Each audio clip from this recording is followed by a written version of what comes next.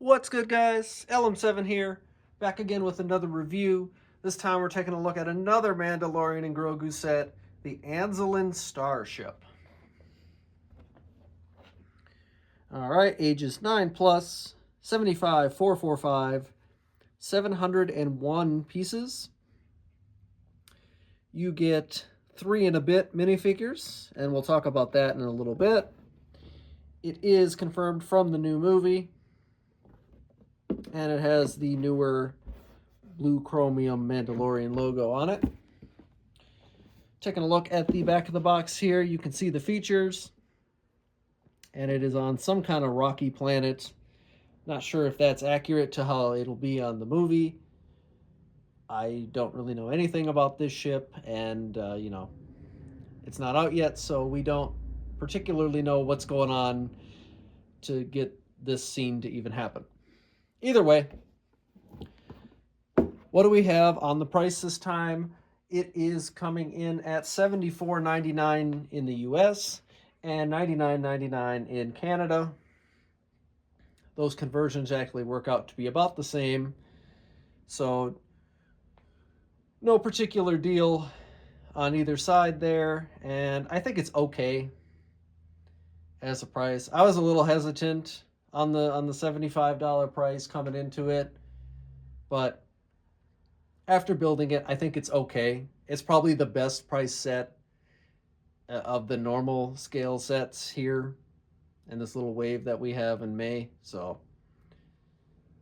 take that with your own grain of salt, and if you like this set, it's probably the best priced one overall. Though you don't get Mando in this one, so if you don't have a Mando, then this may not be the set that you like. Either way, let's take a look at the build, and then we will look at the features. See you guys in a second.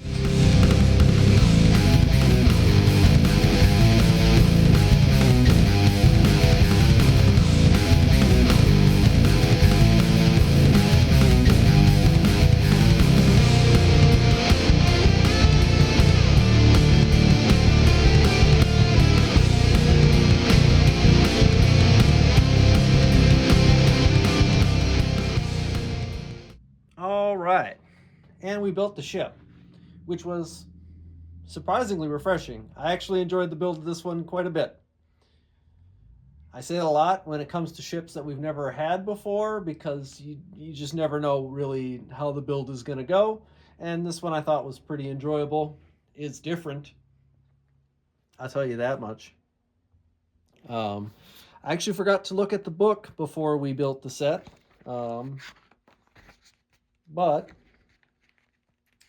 it is a medium-sized build, all things considered. 150 pages. And you do have Grogu, who walks you along this one. Like I always say, I think that's a nice touch. And this time they don't actually show the rest of the wave, but we'll review them here shortly. So 150 pages. It's a pretty medium build. Go figure, 2 hours-ish. Average builder, whatever. Pace yourself if you need to. If you don't, whatever. Easily a set done in a sitting or in a day, if that's what you're worried about. Pieces everywhere due to pets and stuff like that. All right.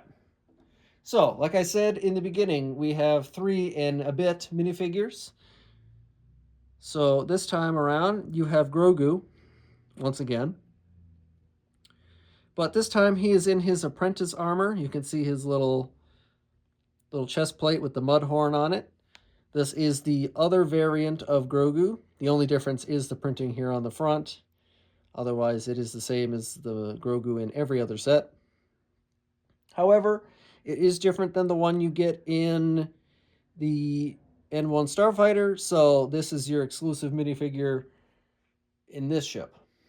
And obviously, based on this ship, Grogu's going to have some kind of solo adventure during the movie, get separated from Mando at some point. Like I said, I don't know the details. I haven't watched any trailers, really. And the movie's not out yet, so we don't know. But based on this set, he gets separated and has some kind of adventure with our other 2 minifigures, the Anzellans, And you get two of them.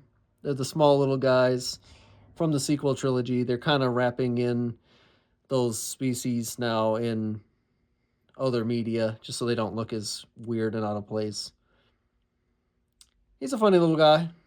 They don't actually name these guys, so who knows what they're actually called. But I think they're pretty good, all things considered. They have pretty decent face printing, and their little helmets are nice. Single pieces, obviously, so they're like microfigs, baby figs. Microfigs are even smaller. And then you get this Anzellan too. Slightly different expression, slightly different colors. You know, this one's brown, the other one was black. This one has like a happier face. You get two of them. I heard people were a little bit upset that you get no real minifigures in the set. However, you do actually get a cobbled together B1 battle droid, which is funny. He's not technically on the box or anything, but he is a part of the set, and in the instructions, you actually take him apart and put him in the ship itself. But just a regular droid, no blast or anything. Red arm, gold legs, black arm. It's just kind of funny. Not sure what his relevance is, obviously, but one day we'll find out.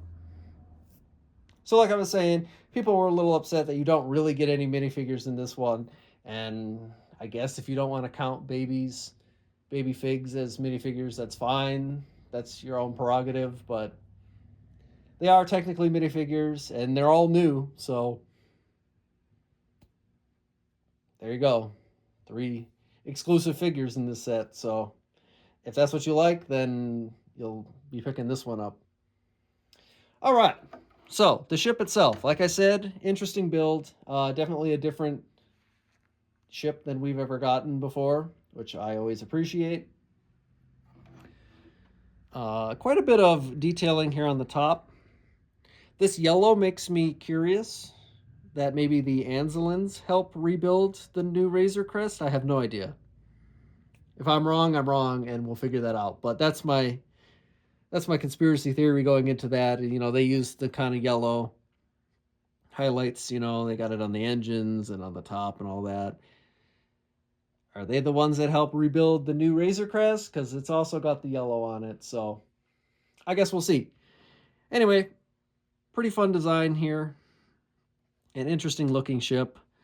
It does have landing gear. It doesn't retract though, which is a little unfortunate, but not the end of the world. If you really wanted to, you can just take it off. They are on little Technic pins here, so if you wanted to, they do come off fairly easily if you're that kind of nitpicky about it. So not a huge deal there. They don't fold though.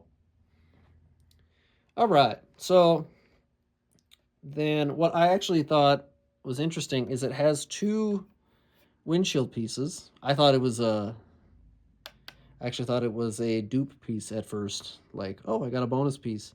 Nope, you actually have 2 pieces on the front here to make the shape. I think it's actually kind of a cool looking shape. And there are no stickers in this set, thankfully, as the 2 windshield pieces are printed, which is always a nice touch. But with considering how printed it is, that would be a nightmare of a sticker. And then you can take a quick little look at our detailing on the sides here. These little rounded bumper panels, I guess I'm gonna call them. I like this little greebling here. You have it on both sides, so nothing weird or asymmetrical. It's a pretty standard, straightforward build. You have 8 engines, which is kind of cool. The engines were fun to build, all things considered. Kind of cool there.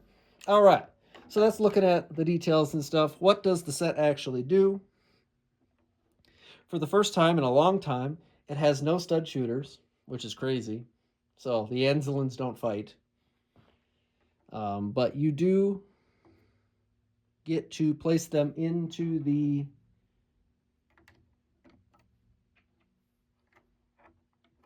front of the ship here, and you have room for both of them, and they fit easily inside. And there's your little guys driving. They can't actually go on the bottom, obviously, because it's just built upside down. There's nothing for them to cling on to. You also have an opening hatch, so you can board the ship, which is a nice little touch there. I like that. And then to actually play, like it showed on the back of the box, you can just remove this whole panel. And it has a pretty nice interior, all things considered.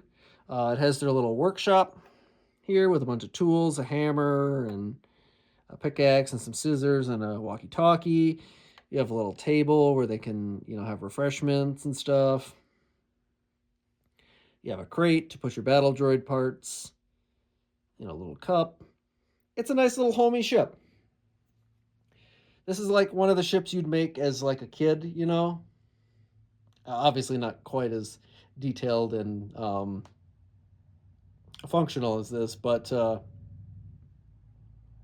if you're making a mock ship as a kid, you'd want all these things on the inside, and it's kind of cool. So you can definitely fit some minifigures in there if you need to. But we'll just put Grogu in there and fold the battle droid up. He fits in there too. So you can see, plenty of room. It's obviously built for the Anzellans, so this is a gigantic ship for them, but a medium-sized ship for anyone else. And then you just pop the top back on, close it back up, and it's a fairly solid little ship. It's not going to fall apart at all. There's no like little greebles that you're going to knock off. It's very durable for play and all that fun stuff. And that really concludes this set, honestly. Not a terrible amount of features, but enough to be worth scooping up. New minifigures, if you're about that life and don't complain that they're babies. A new Grogu, which is always nice. And interesting build, in my opinion. So if that's your cup of tea, then this is the ship for you. It, like I said, the price isn't terrible. It's in your mid-range. A little higher than mid-range, but all things considered, not bad. If you can find it on sale for $60, I'd say that's probably the sweet spot for this one. But I don't think the $70 is too bad on this one. And like I said, it was fun to build. And that's really what matters, is the enjoyment you get out of the set. And if it's a worthwhile build too. But with that, let me know what you guys think.